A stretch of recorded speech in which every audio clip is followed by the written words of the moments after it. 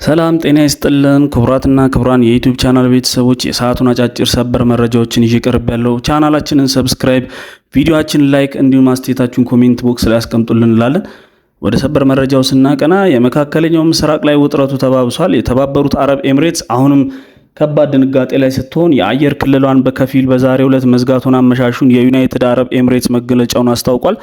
ውጥረቱን ተከትሎ አሜሪካም ኢራንን መግለጫ እየሰጡ ነው። ኢራን ወደ ሙሉ ጦርነት ለመግባት እየተንቀሳቀሰች እንዳለ የገለጸች ሲሆን በተለይም ደግሞ የኤሚሬቷን የፉጄራ ግዛት የወደብ አካባቢዎችም የኢራን ናቸው ስትል በካርታ ላይ አካቷለች። ኢራን ይህንንም በተመለከተ ኤሚሬትስ ከፍተኛ ድንጋጤ ውስጥ ገብታለች። መገናኛ ብዙሃንም ለምን ኤሚሬትስ ከሌላ ሀገር ተለይታ ተጠቃች፣ በዚህም ኤሚሬት ምን ሊገጥማት ይችላል የሚለውን ጉዳይ በተመለከተ ሰፊ ትንታኔ እያወጡ ነው። ይህንን በተመለከተ በስፋት የምታዳምጡ ዘገባ ይኖራል። በሌላ በኩል ደግሞ ክቡራን አድማጮች እንዲሁ የጎረቤት ሀገር የሱዳን ጦር ከኢትዮጵያ ባህር ዳር ከተማ ከአውሮፕላን ማረፊያ የተነሳ ሰው አልባ በራሪ አውሮፕላን ወይም ድሮን የካርቱም አየር ማረፊያን አጥቅቷል ሲል የኢትዮጵያን በጥቃት አድራሽነት የከሰሰው የሱዳን መንግስት ድርጊቱን ያለ ምላሽ አላልፈውም፣ የአጸፋ ምላሽ ይሰጣለው ሲል በኢትዮጵያ ላይ የዛተ ሲሆን የኢትዮጵያ ውጭ ጉዳይ ሚኒስተርም ከሱዳን ለተሰነዘረው የዛቻ ጠንከር ያለ መግለጫ ሰጥቷል። በተለይም ጸረ ኢትዮጵያ ለሆኑ ኃይሎች መሰብሰቢያ የሆነው የሱዳን መንግስት ከፍተኛ ጥንቃቄ ያድርግ ሲል ነው የኢትዮጵያ መንግስት የሱዳን መንግስት በጥብቅ ያስጠነቀቀው።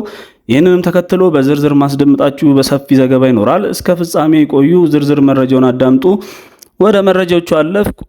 ዝርዝሩን እንከታተለው። በቅድሚያ በመካከለኛው ምስራቅና በፋርስ ባህረ ሰላጤ እያሻቀበ የመጣው ወታደራዊና የጂኦፖለቲካዊ ውጥረት በተለይም በተባበሩት አረብ ኤሚሬትስ ላይ የተሰነዘረውን መጠነ ሰፊ ጥቃትና የሆርሙዝ ባህረ ሰላጤ ያለውን የኃይል ሽኩቻ ተከትሎ ወደ አዲስ አደገኛ ምዕራፍ የደረሰ ሲሆን ዩናይትድ አረብ ኤሚሬትስ የአየር ክልሏን መዝጋቷን ተዘግቧል። ኢራን 19 የሚሆኑ ሰው አልባ በራሪ አውሮፕላኖችና ሚሳኤሎችን መተኮሷን ተከትሎ በተባበሩት አረብ ኤሚሬትስ ከፍተኛ ድንጋጤ ነገሰው። ይህንን በኢራን የተሰነዘረውን ጥቃት ተከትሎ የተባበሩት አረብ ኤሚሬትስ በዛሬው ዕለት የአየር ክልሏን በከፊል ለመዝጋት እየተገደደች ሲሆን ሲኤንኤን ከዱባይ ጋር ባጠናከረው ዘገባ መሰረት በአፕሪል መጀመሪያ ላይ የተኩስ አቁም ስምምነት ከተደረሰ ወዲህም ለመጀመሪያ ጊዜ ኢራን ወደ ዩናይትድ አረብ ኤሚሬትስ ሚሳኤሎችና ድሮኖችን መተኩሷ ተከትሎ ሀገሪቱ ይህንን የደህንነት እርምጃ ወስዳለች። ለፓይለቶችና ለአየር መንገድ ኦፕሬተሮች በሚሰጠው የኖታም የደህንነት ማስጠንቀቂያ መመሪያ መሰረት ዩናይትድ አረብ ኤሚሬትስ የአየር ክልል በከፊል የተዘጋ ሲሆን አውሮፕላኖቹ የተወሰነና ጥብቅ የሆኑ የበረራ መስመሮችን ብቻ እንዲጠቀሙ ታዘዋል። በዛሬው ዕለት ማክሰኞ ከሰዓት በኋላ ይፋ የተደረጉና እንዲሁም አዳዲስና ጥብቅ አየር ላይ የደህንነት እርምጃዎችንም ምሽቱንም ቀጥለዋል። እስከፊታችን ግንቦት 11 ድረስም በስራ ላይ እንደሚውሉ ተመልክቷል።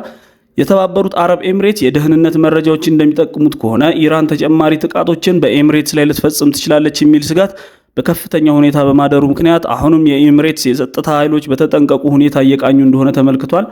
ጉዳዩን በጥልቀት የሚመረምሩ የፖለቲካና የደህንነት ተንታኞች እንደሚሉት በአብዛኛው የተኩስ አቁም ስምምነት ጸንቶ ባለበትና ሌላ ምንም አይነት ሀገር ላይ ኢላማ ባልተደረገበት በዚህ ወቅት ኢራን ለምን አስባና አቅዳ ዩናይትድ አረብ ኤሚሬትስን ላይ ነጥላ ጥቃት ፈጸመች ለሚለው ጥያቄ አበይት የሆኑ ስትራቴጂካዊ ምክንያቶችን አንስተው ገልጸዋል። የመጀመሪያና ዋነኛው ምክንያትም የኃይል አቅርቦትን ከመቆጣጠር ጋር የተያያዘ መሆኑን የገለጸው ሲሆን ጦርነቱ ያስከተለው መስተጓጎል እንዳለ ሆኖ ዩናይትድ አረብ ኤሚሬትስ አሁን ዝግ በሆነው በሆርሙዝ ባህረ ሰላጤ ላይ ከሚደገፉት ጎረቤቶቿ በተለየ መልኩ ከፍተኛ መጠን ያለው ድፍድፍ ነዳጅን ወደ ዓለም አቀፍ ገበያ ማቅረቧን ቀጥላለች። ይህ የሆነበት ዋነኛ ምክንያት ደግሞ በኦማን ባህረ ሰላጤ ላይ የሚገኘው የፉጄራ የነዳጅ ማስተላለፊያ ቧንቧ መስመር ሆን ተብሎ የሆርሙዝ ባህረ ሰላጤን አልፎ ለመሄድ እንዲችል ተደርጎ የተገነባ በመሆኑ ነው።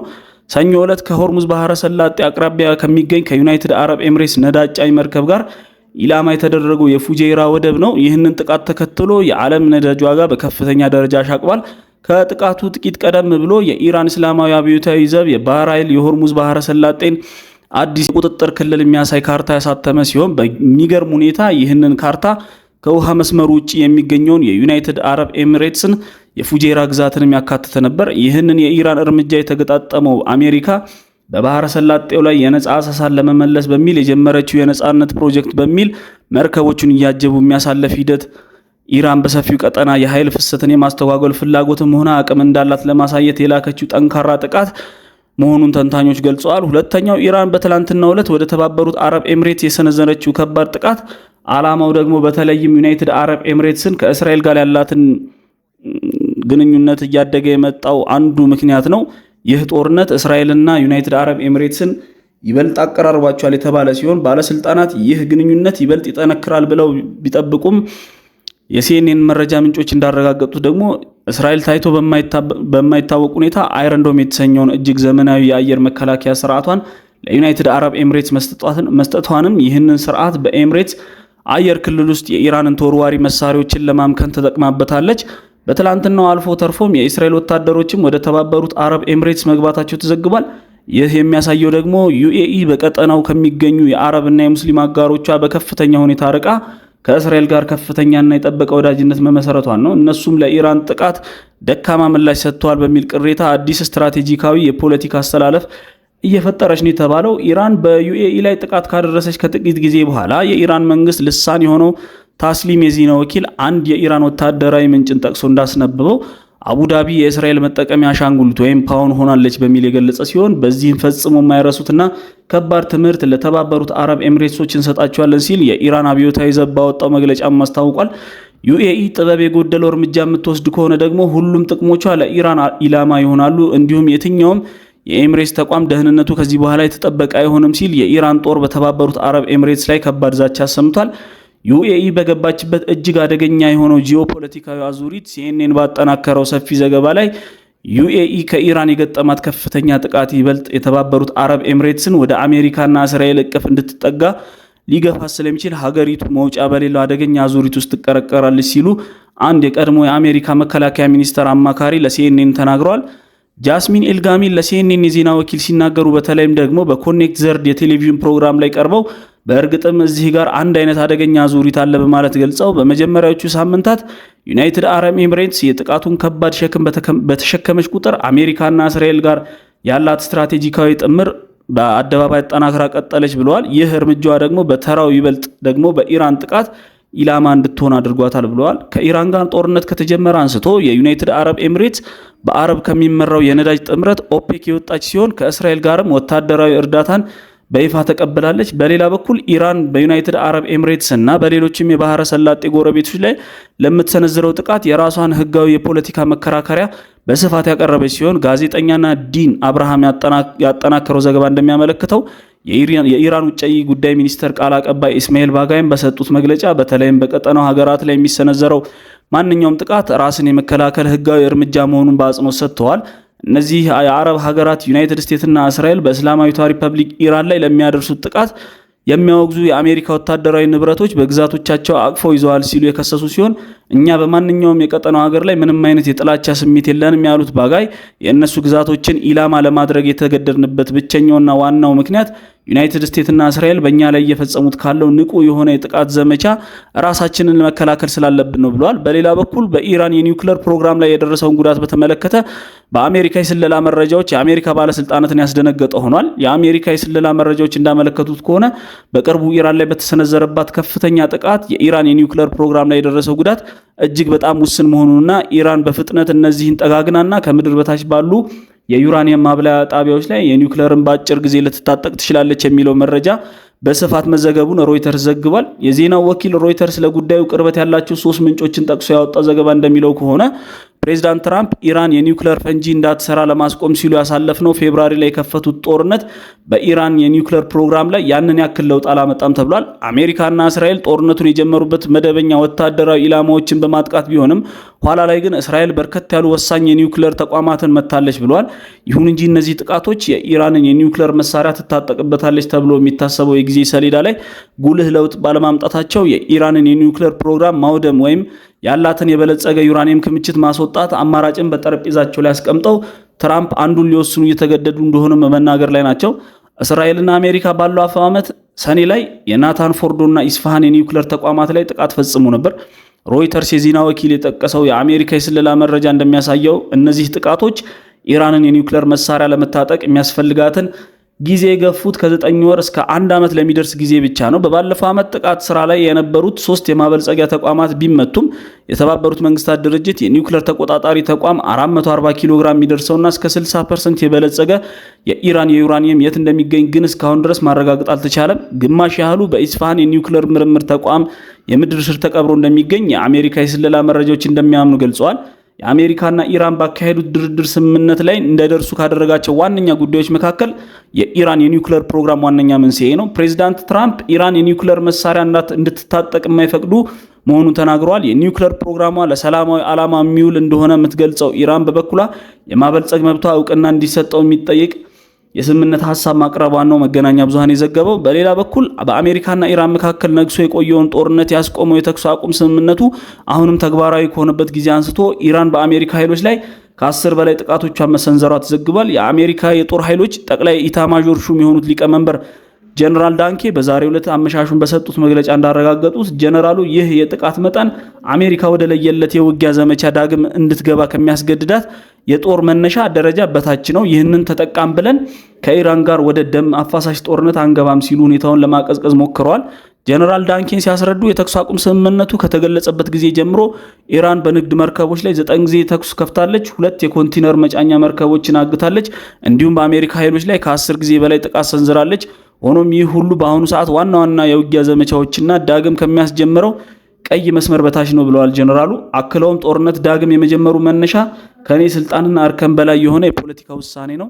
እኔ የምለው አሁን ያለው ሁኔታ ዝቅተኛ የሆነ ትንኮሳዊ ተኩስ ነው ብዬ ማቋረጥ የመጨረሻ ሙከራ እያደረገች ሊሆን ይችላሉ ሲሉ ገልጸዋል። ይህ በእንዲህ እንዳለ የተኩስ ስምምነቱ እጅግ በሚንገዳገድና አደጋ ላይ በወደቀበት መሰረት ላይ ይገኛል።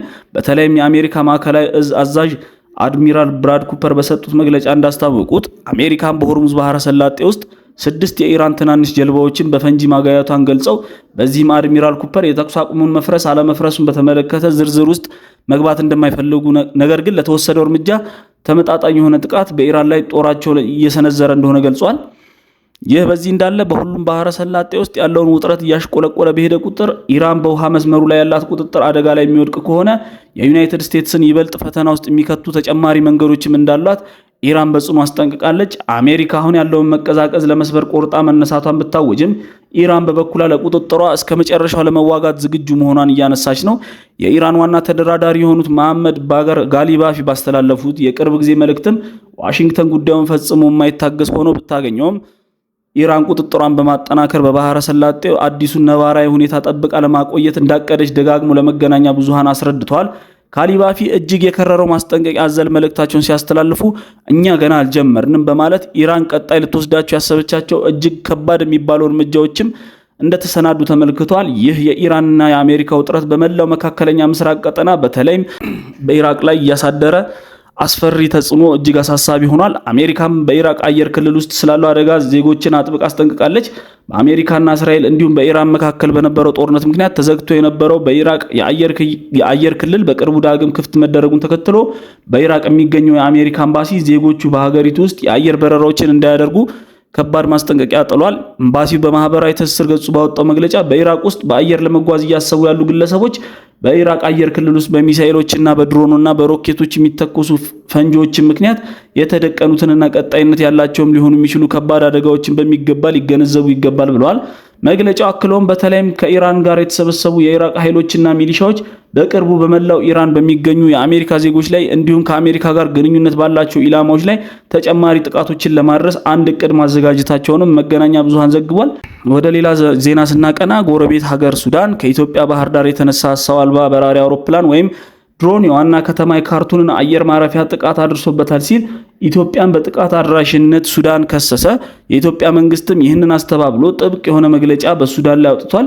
የሱዳን ጦር ከኢትዮጵያ ባህር ዳር ከተማ ተነሳ ያለው ሰው አልባ በራሪ አውሮፕላን ወይም ድሮን የካርቱም ዓለም አቀፍ አየር ማረፊያ ላይ ጥቃት አድርሷል ሲል ኢትዮጵያን በጥቃት አድራሽነት የከሰሰ ሲሆን የተፈጸመው ቀጥተኛ ጥቃት በዝምታ አይታለፍም በማለት ሱዳን ዛቻዋን አሰምታለች። ለኢትዮጵያ የሚገኙ አምባሳደሯንም ለምክክር በሚል ወደ ካርቱም ጠርጣለች። ጀነራል አብዱል ፈታህ ቡርሃን በሚመራው የሱዳን ጦር ይህንን ክስ ያተዘጋጀ ጋዜጣዊ መግለጫ ላይ ነው። መግለጫውንም የሰጡት የጦር ቃል አቀባዩ ብርጋዴር ጀነራል አሲም አድዋ አዋድ አብዱል አሃን እንዲሁም የውጭ ጉዳይና ዓለም አቀፍ ትብብር ሚኒስተር የሆኑት አምባሳደር ሞሄል ዳኒ ሳሊም የተባበሩ አረብ ኤምሬትስ እና ኢትዮጵያ ከጦሩ ጋር ለሚዋጋው የሱዳን ፈጥኖ ደራሽ ኃይል ድጋፍ እያደረጉ ነው የሚል ተደጋጋሚ ክስ ሲያሰሙ ኖረዋል። የጋራ መግለጫውን ያነበቡት የጦር ቃል አቀባዩ ካርቱም ዓለም አቀፍ አየር ማረፊያ ላይ በተፈጸመው ጥቃት የተባበሩት አረብ ኤምሬትስ እና ኢትዮጵያ መሳተፋቸውን ማስረጃዎች አሉን በማለት ሲገልጹ ተደምጧል። የውጭ ጉዳይ ሚኒስትር አምባሳደር ሙሄ ኤልዲን ሳሊም በበኩላቸው ጥቃቱ የተፈጸመው ከኢትዮጵያ የተነሳ ድሮን በመሆኑ ማስረጃ አለን ብለዋል። የሱዳን ጦር ቃል አቀባይ ከአውሮፓውያን መጋቢት ወር ወዲህ ኢትዮጵያ ባህር ዳር አየር ማረፊያ የተነሱ 3 ድሮኖችን ዋይት ናይል፣ ብሉ ናይል እና ሰሜን ኮርዶን እና ደቡብ ኮርዶን ግዛቶች ላይ ጥቃት ፈጽመዋል ብለዋል። እነዚህም ድሮኖች አንዱ መጋቢት 8 2018 በአየር መከላከያ ተመቶ መውደቁን የሚናገሩት ቃል አቀባዩ የሰው አልባ አውሮፕላኑ መረጃን መተንተኑንና ለአምራቹ ተቋም ጥያቄ ማቅረቡን ገልጸዋል። በሁለቱ መንገዶች አማካኝነት ድሮኑ የተባበሩት አረብ ኤሚሬትስ መሆኑንና በኢትዮጵያ ግዛት ውስጥ ከባህር ዳር አውሮፕላን ማረፊያ ተነስቶ ጥቅም ላይ እንደዋለ ማረጋግጠናል ባይ ናቸው። በሌላ በኩል በጉዳዩ ላይ ስሙ የተነሳው የኢትዮጵያ መንግስት የሱዳን ጦር ያቀረበውን ውንጀላ ውድቅ በማድረግ ሱዳንን በጸረ ኢትዮጵያ ኃይሎች ማዕከልነት ከሷታል። የኢትዮጵያ ውጭ ጉዳይ ሚኒስትር የሱዳን ጦር ከኢትዮጵያ የተነሱ ድሮኖችን ጥቃት ፈጽሟል በሚል ያቀረበውን ክስተት መሰረተ ቢስና በውጭ ኃይሎች ትዕዛዝ የቀረበ ሲል ውድቅ ያደረገው ሲሆን ሚኒስትር መስሪያ ቤቱን በተለይም ዳግም በምላሹ ለተለያዩ ጸረ ኢትዮጵያ ኃይሎች ማዕከል የሆነችውን ሱዳን ማየት በጣም ያሳዝናል በማለት የገለጸ ሲሆን የህወሓት ቅጥረኛ ኃይሎችም እየተጠቀመ ነው ጥቃት በኢትዮጵያ ላይ ለመሰንዘር የሞከረው ብሏል። የውጭ ጉዳይ ሚኒስትር ዛሬ ሰኞ ሚያዝያ 27 ከሰዓት በኋላ ባወጣው መግለጫ እንዳለው ከሆነ የሱዳንን ጦር ቃል አቀባይና የውጭ ጉዳይ ሚኒስትር በትንተናው ዕለት በጋራ በሰጡት መግለጫ ላይ ኢትዮጵያ ላይም ክስ አቅርቧል ያለው የኢትዮጵያ ውጭ ጉዳይ ሚኒስትር የሱዳን ጦር ከኢትዮጵያ ባህር ዳር ከተማ የተነሳ ያለው ድሮን በትናንትናው ዕለት በካርቱም አየር ማረፊያ ላይ ጥቃት አድርሷል የሚል ክስ ነበር። የኢትዮጵያ ውጭ ጉዳይ ሚኒስትር በመግለጫው በተለይም የሱዳን ክስ መሰረተ ቢስ ነው ሲል ያወዳደቀ ሲሆን ይልቁንም ሁለቱ ሀገራት መካከል ላለው የወንድማማችነት ግንኙነት እውቅና ሲል የሱዳን ጦር የሚፈጽማቸውን ተደጋጋሚ ድርጊቶች በትዕግስት ማለፉን የኢትዮጵያ መንግስት ገልጿል። የኢትዮጵያ መንግስት በሱዳን የእርስ በርስ ጦርነት ውስጥ ባሉ አካላት በኢትዮጵያ የግዛት አንድነትና ብሔራዊ ደህንነት ላይ ተፈጸሙ ከባድ ጥሰቶችን ይፋ ከማድረግ መቆጠቡና ሁሉንም በሰላማዊ መንገድ ለመጨረስ መሞከሩን ገልጿል። የኢትዮጵያ ውጭ ጉዳይ ሚኒስትር ተፈጽሟል በሚል የጠቀሳቸው ጥሰቶችን በተመለከተም አንዱ ከህወሓት ኃይሎች ጋር በተገናኘ ሲሆን በግጭት ውስጥም የህወሓት ኃይሎችና ተዋጊዎች ጋርም በስፋት የመጠቃቀም ጉዳይ አለ ብሎታል። የሱዳን ጦር ኃይሎች ለነዚህ የህወሓት ኃይሎችም የገንዘብ ድጋፍ ያቀርባሉ ሲል ነው የከሰሰው። በዚህም አማካኝነት በኢትዮጵያ ማህበራዊ ድንበር ላይ የሚደረጉትን ወረራ አመቻችቷል ሲልም ከሷል። ሱዳን ውስጥ የሚገኙ የህወሓት ቅጥረኛ ኃይሎችም ጉዳዩ በይፋ የተመዘገበ ጉዳዩ መሆኑን የኢትዮጵያ መንግስት በመግለጫው ላይ የጠቀሰ ሲሆን ሱዳን የተለያዩ ጸረ ኢትዮጵያ ኃይሎች ማዕከል ሆና በኢትዮጵያ ላይ ከባድ ኃይሎችን እያስታጠቀችና እየመለመለች ነው ሲል የከሰሰው እነዚህን አጭበርባሪ የሱዳን ድርጊቶችን እንዲሁም የሱዳን ጦር ባለስልጣናት የሚያቀርቧቸውን በኢትዮጵያ ላይ ያነጣጠሩ መሰረተ ቢስ ክሶችን የራሳቸውን ክፉ አጀንዳ ለማራመድ የሚፈልጉ የውጭ ደጋፊዎቻቸው ትዕዛዝ የወጣ መግለጫ እንደሆነ እንገነዘባለን። ይህም ግልጽ ነው ሲል ነው የኢትዮጵያ ውጭ ጉዳይ ሚኒስትር የገለጸው። ኢትዮጵያን ከሱዳን ህዝብ ጎን በአጋርነት መቆሟን እንደምትቀጥል የገለጸው የውጭ ጉዳይ ሚኒስትር መግለጫ ሀገሪቱን ከገባችበት ቀውስ የሚያወጣ ወታደራዊ መፍትሄ እንደሌለ አስረድቷል።